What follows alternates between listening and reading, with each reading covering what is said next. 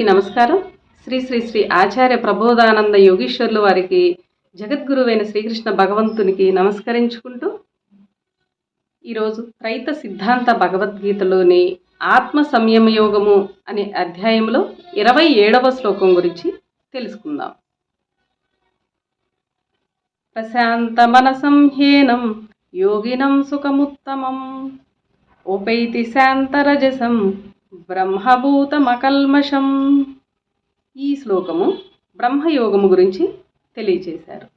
భావము: ప్రశాంతత పొందిన మనస్సు కలవాడు, రాజస గుణము లేనివాడు, ఆత్మానుభవము పొందినవాడు, కర్మ కల్మషము లేకుండా చేసుకునువాడు, ఎల్లవేళలా ఉత్తమమైన ఆత్మ సౌఖ్యమునే పొందుచుండును. 28వ శ్లోకం గురించి తెలుసుకుందాం. యుంజన్నేవం సదాత్మానం యోగి విగత కల్మషః సుఖేన బ్రహ్మ సంస్పర్శ మత్యంతం సుఖమశ్నుతే. ఈ శ్లోకము బ్రహ్మయోగం గురించి తెలియజేశారు.